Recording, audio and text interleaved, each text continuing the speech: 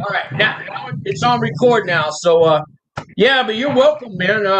Let me just introduce you real quick to these people, guys. I got a really special guest today that I got to know over the phone the last month or two. His name's Raheem. He just got sentenced to 27 months, guys, and he wanted to come on here and let everybody know everything he's went through, what it was like, the hell he's been through, and now it's all downhill from him. He just got sentenced yesterday. I could imagine when I got sentenced. It's finally over. You know what I mean? I mean, how are you feeling about getting sentenced? Is it a relief? I mean, it's a good relief because being in a situation where you don't know what's going to happen, there's all types of anticipation in that. And, judging from the articles that I've read about people that get gun charges, I've seen a lot of mandatory sentencing where a person got 5, 6, 7 years,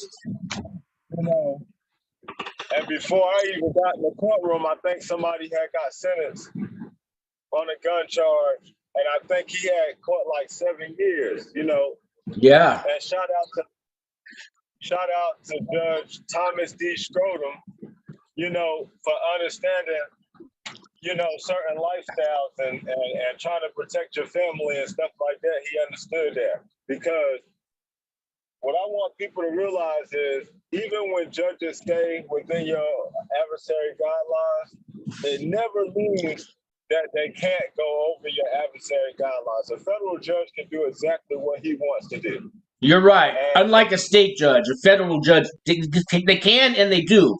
They very often do.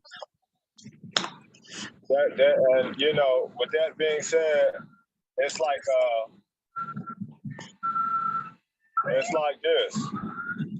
I was scared when I hopped in front of that judge, man. Everything just started coming out. You know I know what you mean. I was scared too, man. A lot of people don't want to admit that, but see, you're a stronger man for admitting you're scared. Because if you ain't scared, man, you're lying, man. You know, that man, Judge Scrotum was so understanding, man. And to be honest, the prosecution said a little bit, but they didn't say a whole lot. The guy didn't say, and shout out to that prosecution in my case. He didn't object. He didn't oppose. He didn't object to anything. He was just like pointing out the obvious, like, hey, he knows the area, and he pretty much still be in that area, even if he didn't have a second, if this wasn't his second gun charge, he would have even asked for under the low. He would have asked for under the guidelines. But he was like, being that it's his second, we asking for 29 months. I mean, even that won't bad. I'm like, for a prosecution to even ask within your guidelines, normally prosecutors be like, we asking for the max. We asking for as much as you can give me, Your Honor. Because this and this and this and this, And I respect them guys, man. They really looked out, man. They did something that they didn't have to do. I'm satisfied with that time because I can still come home and enjoy my children. You know what I mean? Yeah. Yeah, I was trying to calculate the math. So, you'll get 5 months off for your good time. You'll get 2 or 3 months halfway house or home confinement. You could take a couple first step programs and, you'd be out of there 19 months, maybe, give or take. You know what I mean? So, maybe a little less. Somebody said no later than 18 months. Yeah, right around that figure there. Basically a year and a half. It's gonna go by quick, man. And I called a couple more friends today that I did time with, and still nobody has ever heard of somebody self-surrendering to a medium. So I know you're going to a low, at least a low, if not a camp. I don't know if you heard anything more from your lawyer, but you would not be sitting there driving in a car talking to me free until you turn yourself in if you're going to a medium. They just don't work that way. You know what I mean? That's a high custody. You're going to a low or a camp, Yeah, that's why, you know what? And I said to myself, I said, no matter where I go, I can adapt to pretty much anything. Right. You know what I mean? And I take stuff how it come to me. I don't. Yeah. I'm gonna protect myself by any means necessary. That's a that's a fact. You know what I mean? Oh yeah, I hear you, man. But at least where you're going, you don't have to put on that. You don't have to have your armor with you. You know what I mean? You can breathe. You don't have to look behind your shoulder, your back every day. You know. Yeah, that's why I said it's all good. I got enough time to be out and enjoy myself. I know I ain't gonna be missing nothing while I'm gone with my kids. You know what I'm saying? Yeah. Yeah. Stuff like that. So it ain't, I just gotta do it and get past it, strive for better because I believe that judge believes that I'm gonna do right. So yeah. Right, I hear you, man. So how do you feel about telling people? Oh, how do you feel about telling people how this all began? Like, you want to start with what you got charged with? Did your house get raided? Did you get indicted? Did they come and arrest you? How did this all start? So I had found out, me and my family had figured out that we was moving. My wife had purchased a pistol grip pump, a 12 gauge Moscow pump. Okay. For home defense. And I had about 3 cars at the time. And I didn't know that she put the gun in the trunk of the pump. And in the midst of that, I was going to give it to a friend. He ain't even a convicted fella. Right. In the midst of me waiting on him, I had the firearm outside of the car. And when the police pulled just so happened to pull up while I was bending down, and he said it looked like I was either removing something or placing something up under the car. And it was true. I was. I seen him bend in the corner and I put it down. I ain't even gonna lie. So Okay. At first, And it's just said, man, I don't know who done. yeah. I finally admitted it. And, yeah. Well, it stayed. Yeah. And in the midst of it being state, I didn't know. I knew the feds was looking at it because I talked to a federal agent that wanted me to work with them from getting guns off the street, but I had declined.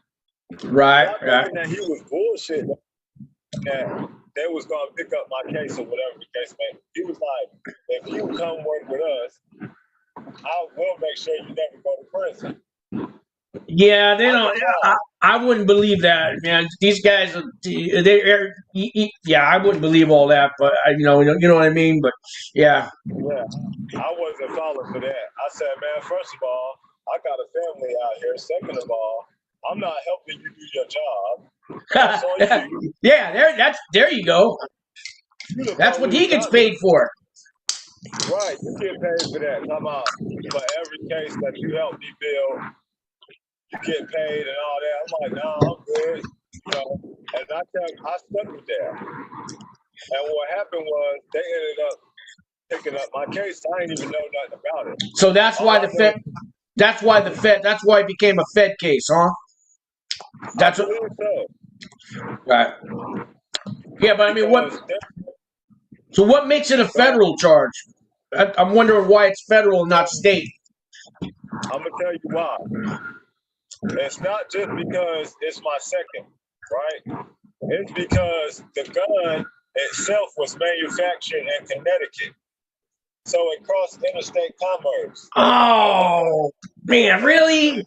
That's a technicality. Even though it was bought in North Carolina, it still crossed interstate, compound commerce, whatever they call it. Right. To pick it up. Wow. I've heard of that. Now that you mentioned, I've heard of the feds doing that. Because the gun's manufactured in another state, that makes it federal. Wow. They're really going there, man. Yeah, they're going there. And judging off, where I got caught at, a high crime area, gang area, or whatever the case may be. Sure. And shout out to my lawyer, John Duffenberg, too, man. He's an excellent lawyer. For him to be a public defender, he works very hard. I mean, yeah, he worked very hard, but at the end, he was just like, "Oh well, nigga, it's on you now." Yeah, you had a good lawyer though, because I know we've been talking about the advice he's given you and what to say to the judge, and and preparing yourself for sentencing day. It sounds like he kind of knows what he's talking about. A lot of lawyers, they don't really know anything about. They know how to get you to court, and they know what to say to the judge and that. But this guy has some inside advice that I don't hear from many lawyers. He knew for you to. He knew like he told you to talk from your heart when you talk. So, well, let me back up a little. Where was I? So, when did you find? When you first did you get indicted? Did they finally come at you and say there was a grand jury and you've been indicted and and this is your case, or did they arrest you and throw you in the county jail and then let you out? They arrested me in my old neighborhood, and the guy came up to me. He said, "Mr. Flood, I gotta tell you something, man. You ain't gonna like it." I said, "What's up?" He said, "I got a warrant for your arrest out of Washington, D.C. Oh.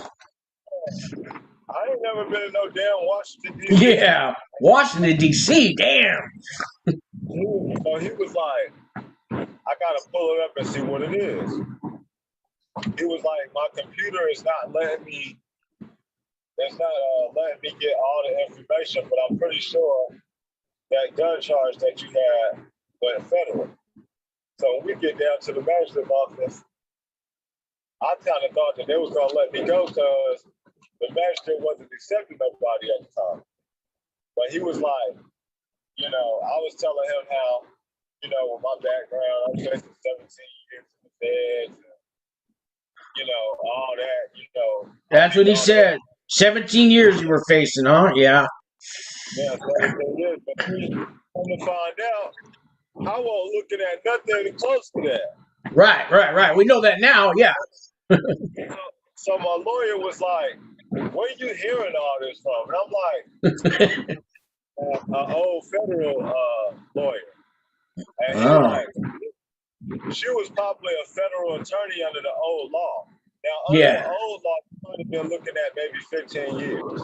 Okay. Under this new law, and with all these new laws that they studied bouncing for the feds, I done seen miracles happen. And the thing that helps you out the most is that judges like it when people are committed to their family. That you're not just somebody that just started a family. You had a family before all this happened. And your judge, once he started getting more information, he was like, "Yo, your judge is a pretty good judge. He's firm, he's fair, and he's understanding, but he's firm at the same time." Right. He's definitely going to do what he feels is going to help you. So he wants to give you some punishment, but at the same time, he believes in you. He knows you could turn it all around, but he's got to give you something, right? Yeah, that's it. That's what it was. So it's like, at the whole time, when I was going through the process of having to be home every day except for Tuesday and Wednesday, it done went from that to out every day.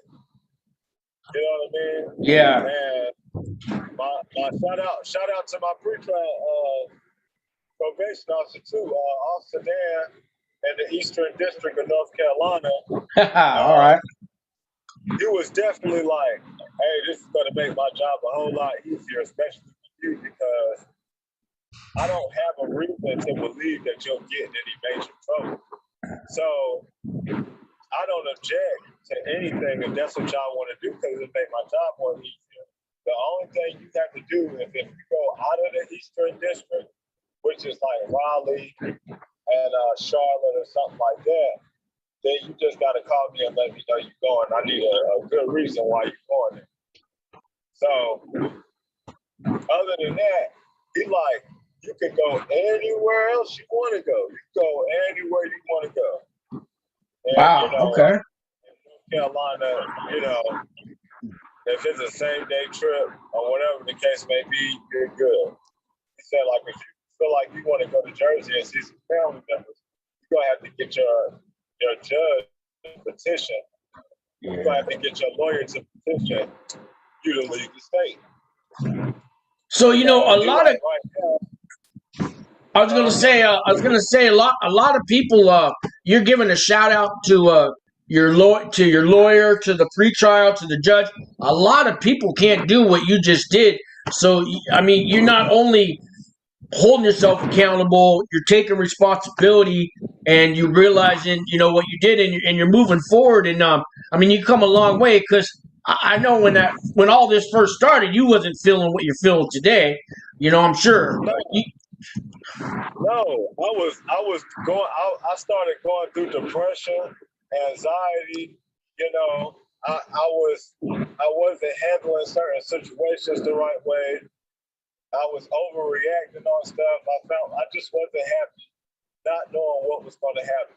When I'm thinking that I'm going to get 5, 6, 7 years, because I got this thing that's on my phone, and it has different articles. But one of the articles that always pop up is federal sentencing. People getting sentenced to the feds, and I'm saying people with the same charges get like 5 years, 6 years. You know what I mean? And Yeah. I'm like, damn, man, I wonder if that's what's going to happen to me. You know what I mean? That's all I can think, like, is that going to happen to me? Man, when he said 27 months, and he going to modify my curfew, he going to put me on curfew instead of home confinement and house arrest, I said, wow. And even when I'm home, I can still be outside. Right. At my home. So yeah, they gave you a longer leash because they trust you now. Yeah. So I'm like, I've gained that trust with everybody. Hey, you know what? Those little people that you see sitting in front of the judge typing on the computer, they felt me when I was talking to that judge. Okay. They felt me. Like, it wasn't no Oscar award or none of that. It wasn't none of that. Yeah, that's right.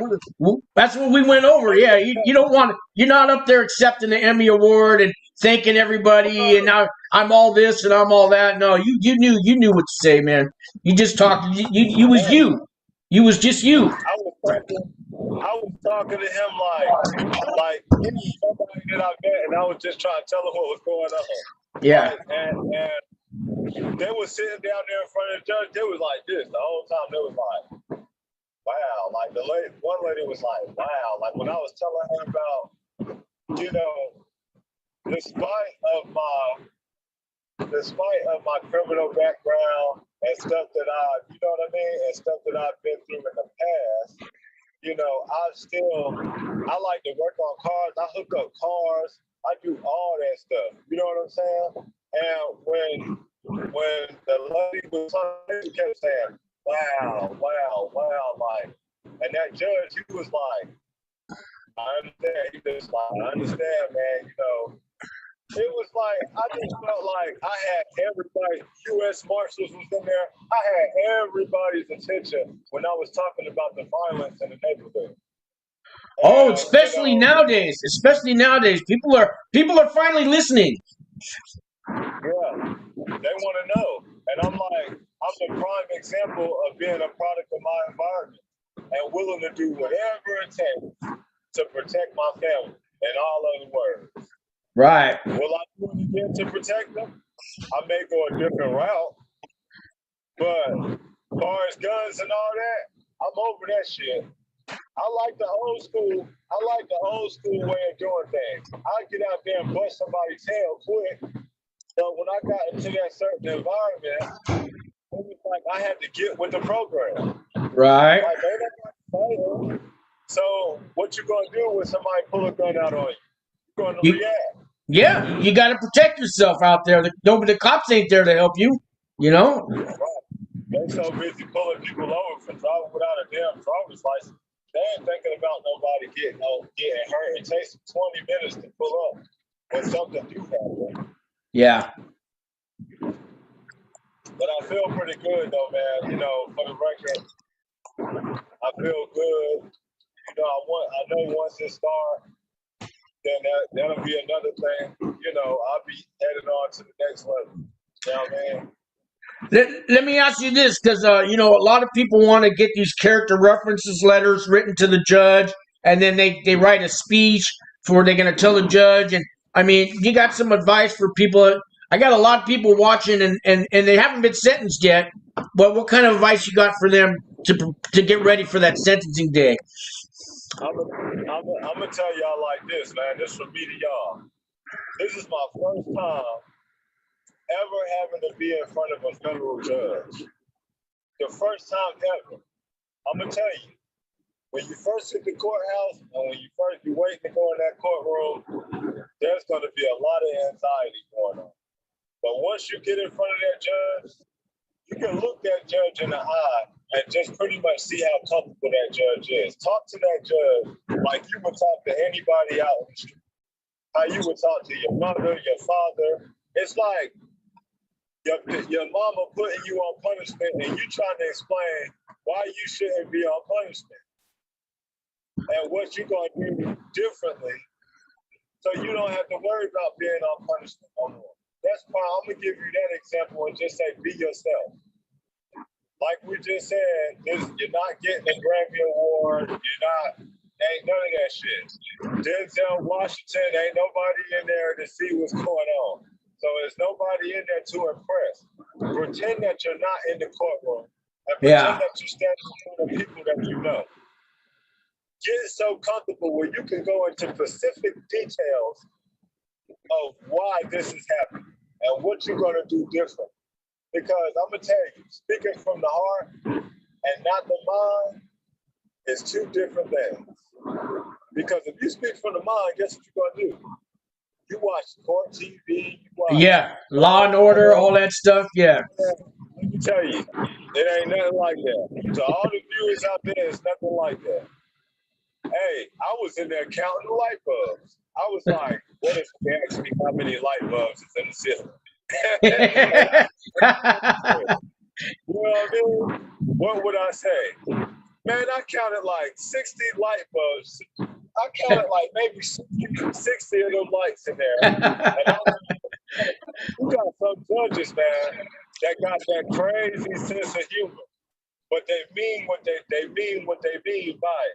So what time is it, Mr. Flood? I don't know. I don't got my phone. Have you counted them lights up there?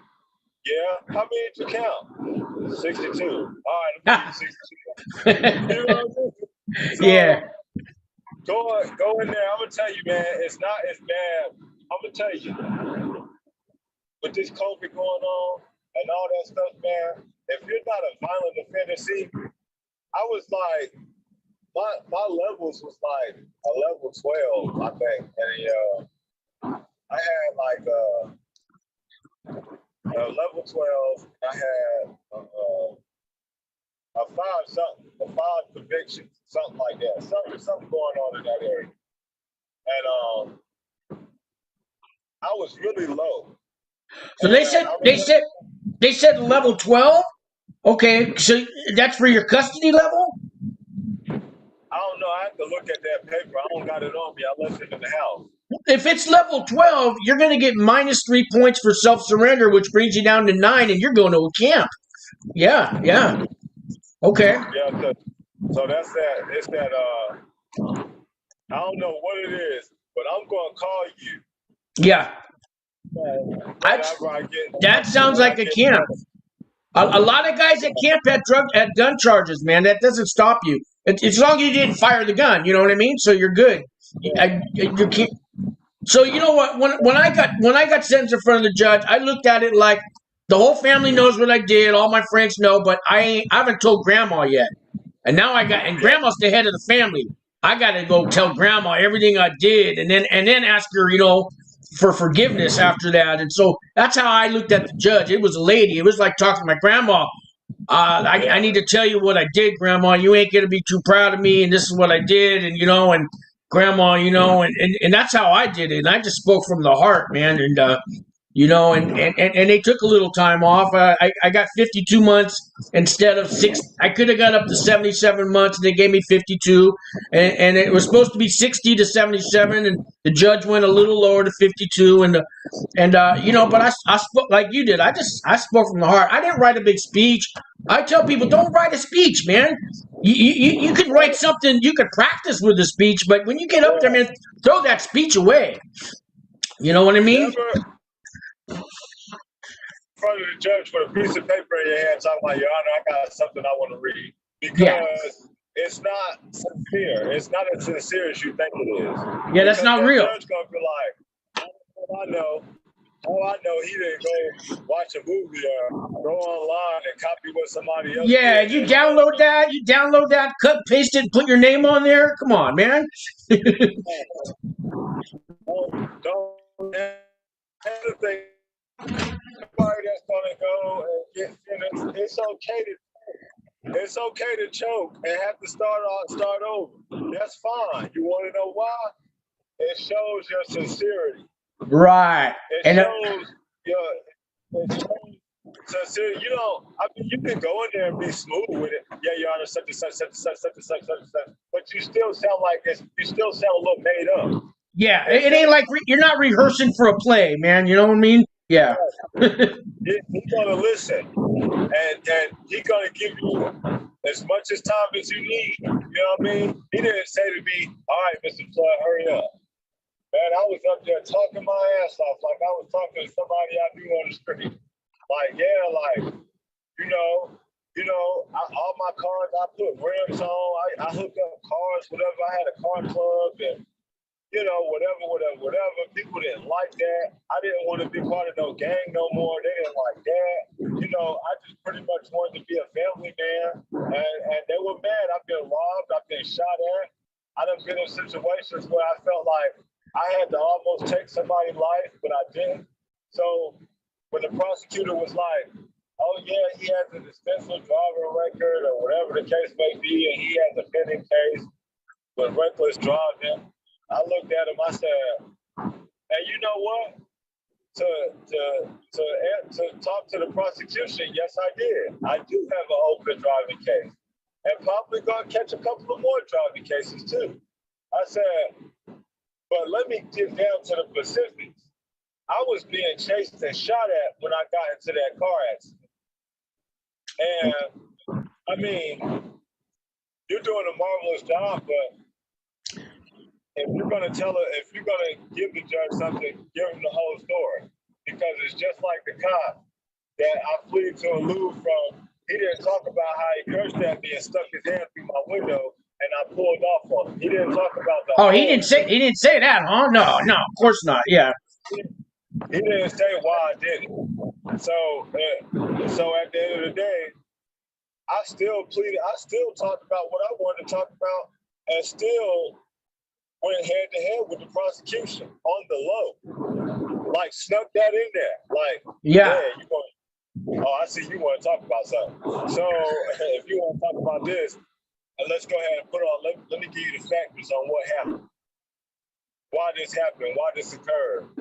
Yeah, I know the area. I've been there for almost 4 or 5 years. Yeah, I know the area. Of course I know the area. I mean, haven't you been living in your area for a while? Don't you know the area where you live? Right. I'm supposed to be here and say, I didn't know the area, Your Honor. I'd be lying. So at the end of the day, my lawyer looked at me and was like, Raheem, if you hadn't gotten all this, you really could have been a lawyer.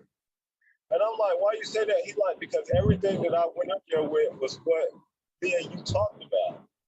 And you have the best defense that I've seen out of all my 40 years of doing this. Wow, really? He said that to you?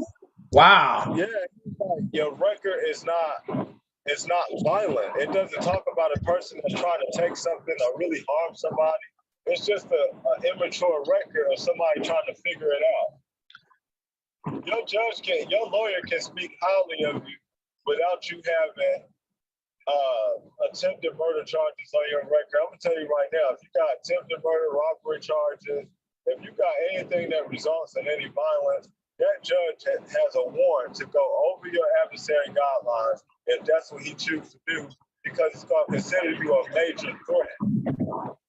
Right. So all my non-violent people that's looking at this, I want to tell you something. You got a good chance in court. You got a good chance in court. And yeah, that's good advice, man. Yeah. Just based off what I went through, I wish everybody that's going to go through this the best luck. You know, hey, whoever watching, I don't mind giving up my information on this recording because I don't have anything to hide. If anybody want to get in touch with me or keep up with me, you know, I can give you my cell phone number, I can give you my whole name. I don't know my MA ID yet, but there's a way you can look it up with my name. You know, y'all want to keep up with me, you want to get up. When this is all over with and I'm on regular probation, at the end of the day, I'm going to tell you, you really don't have to get permission to go out of state. I'm going to tell you that right now. Okay. As long as you don't get in no trouble, you can go out of state. There's no monitor on your leg when you're on probation. So that's good. That's good to know. So I'm coming. So, hey, man, in the comments, like you guys just heard Raheem said, man, he's willing to talk to you, give out his phone number, help you out too. Because Raheem, I knew you were a good man when I first talked to you, and I see there might be a future. You never know. You might end up being a lawyer or something in that area. You might be helping people. I'm sure you're helping people right now. So, in the comment section below, guys, leave your info, talk to Raheem, and Raheem, you can respond back and forth. You know, that's like a bulletin board down there in the comments. So, you know, you guys out there, you know, and Raheem's willing to talk to you, man. That's a good man. And you guys know I am too. But you know, I'm willing to talk to you guys too. But Raheem here is putting himself out for you guys. And, you know, and that he's come a long way. I mean, I don't know how many people that are about to go to prison, and he wants to help people, and he's got to go do time, and he wants to help you, man. That's a good man. Hey, during the video, I'm gonna say this. Right now, my cell phone number is 919-358-6016. My Facebook name is Raheem. No, it's Stay Humble Bird. It's Stay Humble Bird. Hey, you know why I put Stay Humble? Because I remained humble during this whole thing. I changed my name on Facebook in the midst of going through this. So it's Stay Humble. STAYHUMBLE. Stay humble. That's perfect for you too, man. BYRD. No, BYRD. Bird. Bird. Okay. So you guys want to get in touch? You guys might be having trouble finding me. Hey, hit me in the comment section. I definitely get alerts and the messages that, you know, that somebody type my name in. You know, I got an email too, which is floodbrahim@gmail.com. That's FLOODRAHEEM@gmail.com. You guys can reach me on there. You know, and this guy right here, man, he's been doing this for a while, man. He walked me through this. He literally walked me through this without even having to say a lot, because a lot of it is self-explanatory. You know what I mean? There's a lot of common sense. So, hey, you know, to all my non-violent people out there, man, I just want to tell you, man, I mean, even some violent people, depending on what the violence is, you still got to fight your chance, man. You know, you got kids, you got family, you know, don't think of going to the BOP as a negative. Use it as a positive. and take whatever programs you can get when you go in there. It's nothing like That's state. right.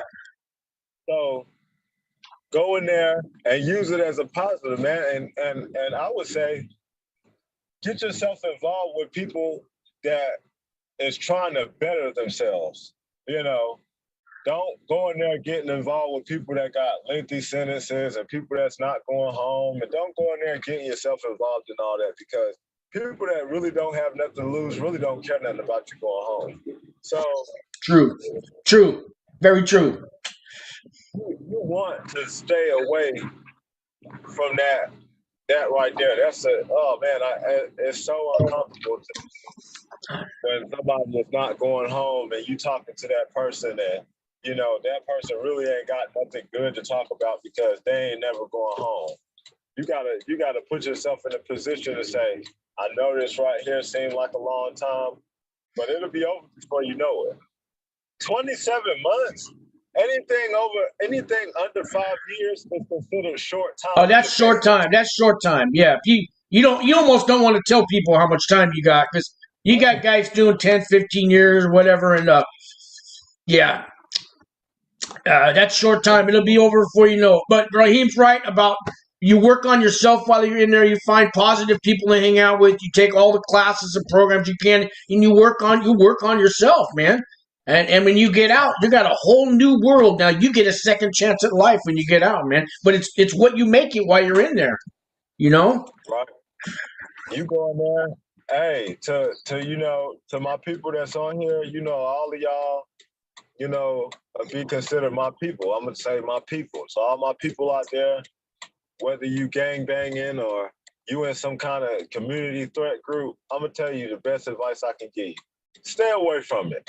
Stay away from it. It's not the way of life anymore. I'm 33 years old, man. It takes me 10 minutes to get out the bed. You really think I got time to hop out the bed because I got to go out here and handle this and go out there and do that? Man, I'm trying to enjoy my life and spend it with my kids, man, and let them see that I can overcome this. Because I told my son last night, my oldest boy last night, I told him, I said, it's no excuse, son, but I'm letting you know that I'm going through this right here so that y'all wouldn't have to go through. You don't even like being in your room for a long time. Y'all have already expressed to me that y'all don't like being alone. Yeah. And I'm letting y'all see what I'm going through so that y'all can be like, I don't want to do that. I ain't going there, so that you guys can live a comfortable life. Because after this is over, I plan on opening a restaurant, a cleaning business for people like us that can't get normal jobs. And when I say normal jobs, I'm talking about sometimes it's hard to even get on at Wendy's. Then the jobs that's hiring for anything, they talk to you any type of way, they treat you any type of way, and it just takes you out of character. And I'm trying to do this to give back to us, for us. This is for us and my family. This is not for somebody that's fed with a golden spoon. This is not for somebody this is for somebody that understands, that we can relate. I can relate to everybody looking at this live. You want to know why? Because most of everybody that's looking at this live is facing time or have done time. So y'all know what time it is. And not to be racist or nothing, but hell, us black guys, we go through it the most. We go through it the most. I hear you, man. I know. You know how I felt standing in front of a white judge, and the prosecutor is white. The people that standing in front of the podium sitting in front of the podium is white. Then I got this black guy sitting over here. He's the pre-trial sentencing guy. He cool as hell, named Victor. Shout out to Victor too. In the Eastern District of North Carolina. He cool ass dude. And I think me and his bond too played a major role into it. When I say I stayed positive, y'all, this is the most positive I've ever stayed doing anything. You know what I'm saying? I remained humble in this, and I didn't just take what I had going on and say, oh well, forget it. My life is over with. Man, your life is not over with. If you got a release date, that's right. That's right. Your life has just begun. I'm going to go ahead and tell you that right now. Hey, much love to all y'all, man. I'm praying for everybody. I'm gonna look at this video again so I can look at the comments and look at, what people saying. I may step in if y'all see me stepping in, I'm stepping in, to still remain, to give y'all any type of advice that y'all need. Now, this is my first time, so don't go asking me about a whole bunch of numbers and all this stuff, because I may not be able to. Right. That's something my God here can do for you. You know what I'm saying? All I can tell you is how to go about it. Build that relationship with. I used to think the fans was just people that just walked around and said what they had to say, and then that was it. No, the feds actually have people that are human there. They got people that is human in the feds, and they will talk to you. They do. So, you're right. I used to be like, man, it's just a bunch of dudes and nice suits that walk around and come around, give people indictments and lock them up. Nah, that's not what it is. The feds really look into things to see how they can help you because they really want to stop it from happening again. So when you come home, remain positive, regardless of how much room you're gonna have, regardless of how much leeway you're gonna have. Just remain positive, man. Remain positive. Do what you got to do, and take care of that family. Well, whoever got family, got kids out there, you talking to a guy. My kids live with me. A lot of guys, kids don't live with them. I had to deal with 4 bad behind children every day and night. And we talking about, I got my 2 oldest ones, my daughter and my son, that ask a million questions every day. They also ask me, Daddy, how you doing? How you feeling? They also ask me that too. So they're very supportive, and I think they get the concept of what's going on, understanding that I have to go away, and they don't like it. They don't like it. But I told them, when you make certain decisions and they're not the right decisions, when you plant bad seeds, you can't expect to get roses. It's just the way it is. Don't expect to get no roses, because that's not how it's gonna go. And good luck to all y'all out there, man. Just remain positive. Stay away from people that ain't trying to help you. Stay away from all that negative talk, man. I got guys that call me all the time, friends and people that I used to consider friends, and now I look at them differently now. And they still call me, man. They still feel like they got stuff to prove. And I just be like, is this what you called me for? Like, because I ain't hear you not one time say, man, good luck in court. I ain't never heard you say, man, I'm glad you made it up out of there. I'm glad you're still home, man. But it's, man, these dudes over here did this and I had to go do that. And I don't be wanting to hear those kind of conversations. And the older you get, the more you're going to realize how stupid them conversations are. Now, I know I done went over the map. I hate to say it, but a real friend would have showed up at your sentencing for you, at least supported you. You know what I mean? Who you want to know who was there? Who was there? Nobody but my wife. Wow. Guess how many character letters I had? I only had 4 character letters, man. Out of all 58 people who said they was gonna write letters. Yeah. The judge said I got 4 character letters that I have read, and I went over them, and I really didn't even care nothing about the character letters, to be honest with you. Yeah, most of those letters are just templates. The judge has read them 1,000 times. It's the same one every time. Sometimes they make a difference if the person writes from the heart. Right? Most people don't take the time to, put their heart and soul into a character letter. And like you said, you only got 4. I know the feeling, man. I know the feeling. I only got 4. I was very disappointed when that judge said, man, it was only 4 character letters, and you know what I mean? I'm like, dang, out of all the friends that I was supposed to have had, I only had 4 character letters. Like, that's crazy. So when you go to prison, you can find out who your real friends are, man, and the ones that are going to write you letters and all that. Oh, by the way, when you go in, we're going to keep in touch. I'm going to email you and write you and all that. You got a friend for life, man. I'm gonna follow you in your journey, man. Man, I'm gonna let you know that progress, man. We talked about in court. We talked about how I had went back to school or whatever the case may be, and I felt like the judge saw that as an initiative too, to whatever journey I'm trying to do, whether it's own a business or just further my education. Period.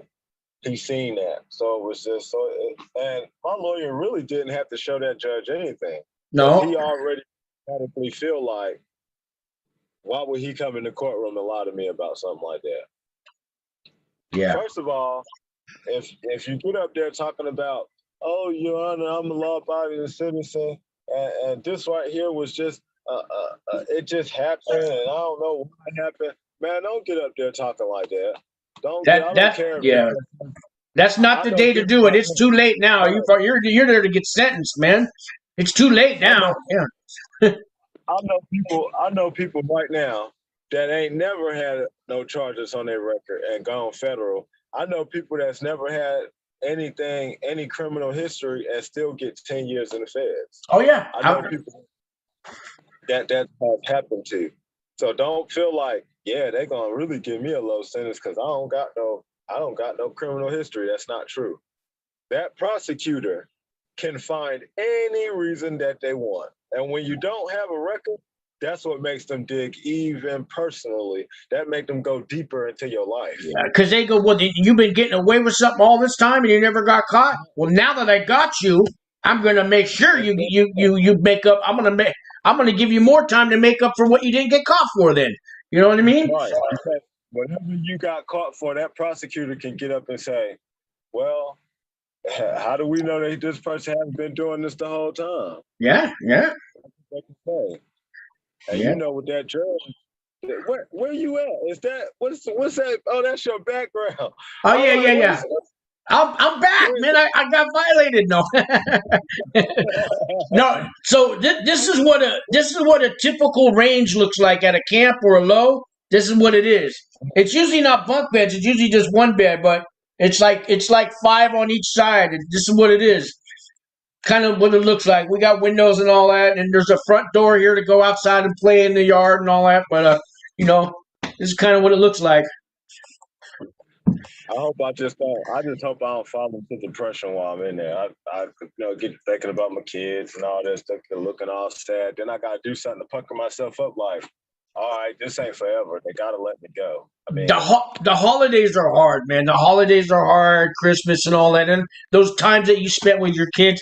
I mean that's the hardest time. Even when your family comes to visit you, sometimes it's even harder, because you're there. But I don't know if your family's going to come and visit you, but you get to hug them and all that. You sit at a table with them, you eat food with them, and you could spend all day with them.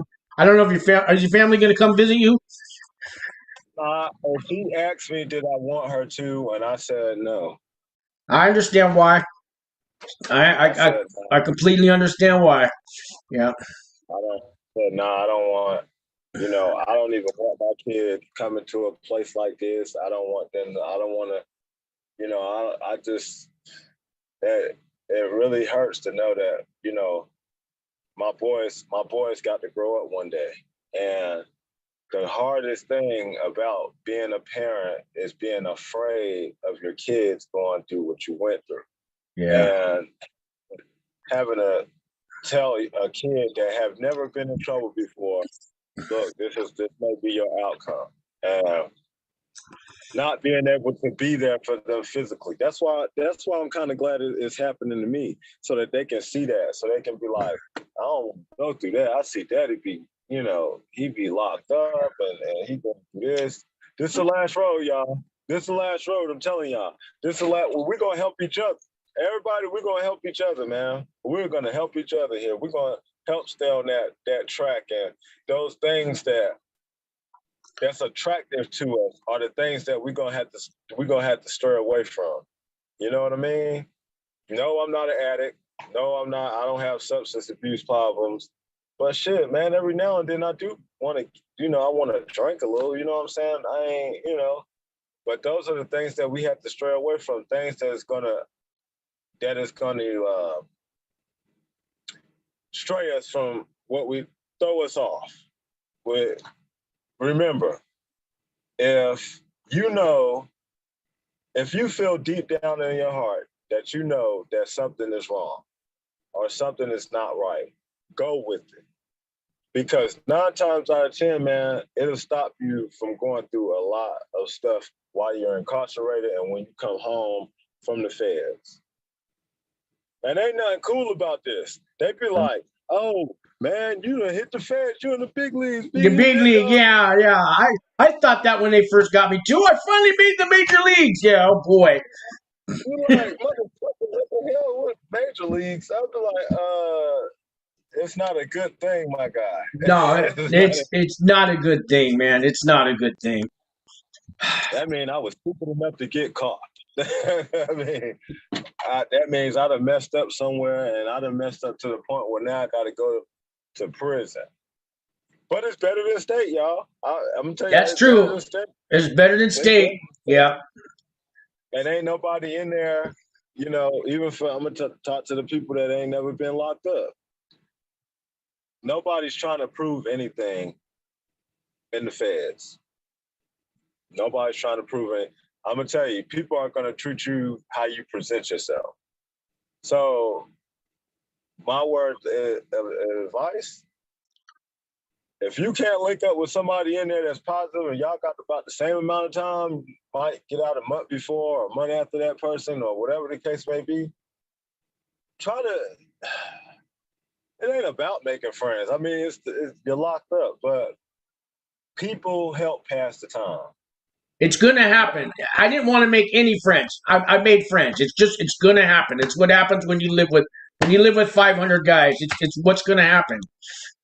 You can't even go in there and be like, I don't want to talk to nobody. I ain't going to talk to nobody. Because, man, somebody's going to come and talk to you. And the thing is, they don't be like, I'm on whatever. Don't go in there, I'm on whatever. You know what I mean? What you saying? Don't go in there on that, man. Be positive. Just be like, you know, I'm just trying to do my time, man. You know, but if we click, we click. You know what I'm saying? I ain't really trying to come in here and be mingling with a lot of people, because when you start telling too much of your business, that's when you start to spread yourself.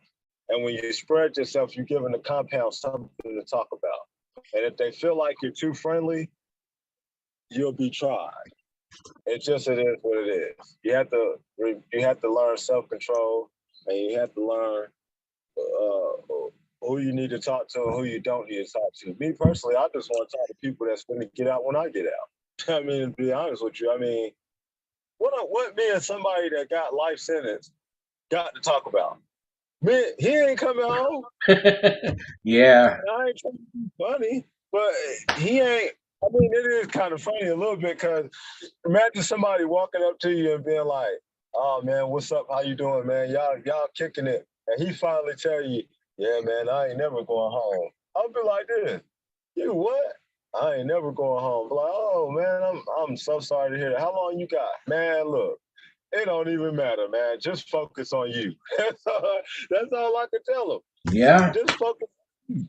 Because right. I'm telling you, don't walk out that door. Like, so I was never in a, where I went to prison, everybody had an out date, you know, but those guys in the mediums and penitentiaries, they're doing life. I hear some of those lifers really help guys out, because that's all they got to live for, is to help the guy that's going to be free. And, you know, some of those lifers are good people, but I've never met one, because I wasn't in that kind of prison. But, you know, was at a camp. I was at a camp. Yeah, the camps and the lows, everybody has an out date. It's 10 years or less in a camp, 20 years or less in a low.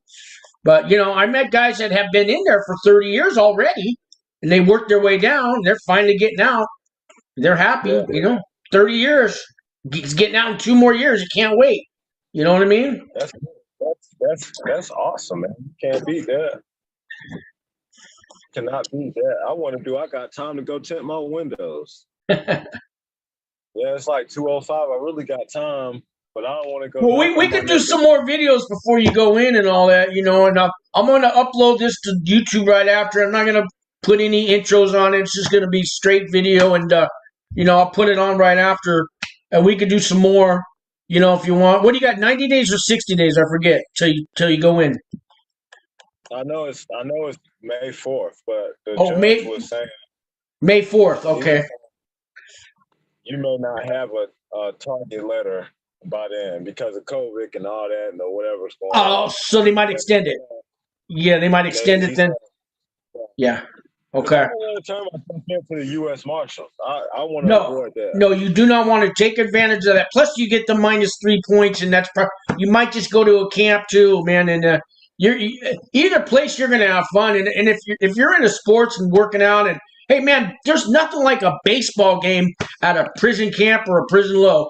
I mean, the baseball games are just. I mean, it's first class. I mean. They've got first base coaches and umpires and the cheering system, the crowd. I mean, there is nothing like a baseball game at prison, man. I'm telling you, it's the best ball game I've ever seen in my life. I'm just telling you, man. So you got that kind of stuff to look forward to. I ain't never really been big on the sports and the sport, but being locked up, you'll be like, whatever it is that's gonna pass the time. I mean, yeah. Because I don't just want to go in there and just be laying around. You know what I mean? I want to go in there and be active. Plenty to do. Lots of classes. In the evening, every night of the week, they have a couple, 2 or 3 or 5 different classes to choose from, and there's programs to do, and there's work programs, and there's all kinds of there's plenty to keep yourself busy. But if you want to lay around on your bed all day and watch TV, there's ways to do that too. But I don't suggest you do that.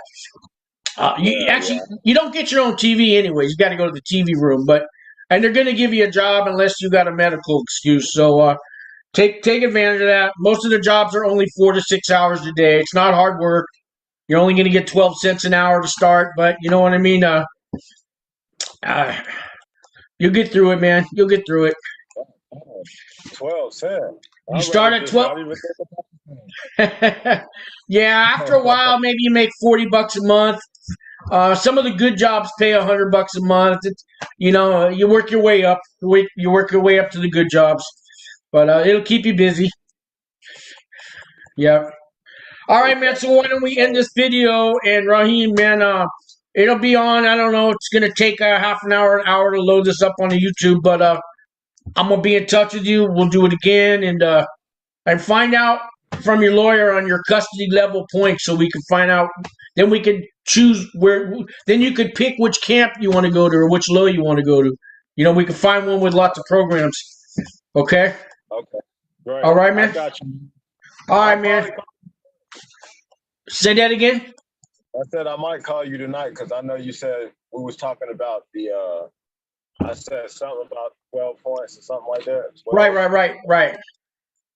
And I'll call you tonight. Well, I'm at the house now, but I'm going in and out because I gotta go find this tent place. All right. Yeah, call me tonight, and thank you so much for doing this video, man. I love you, Raheem. Peace out, okay? Hey, All right. Thanks, my guy. You bet.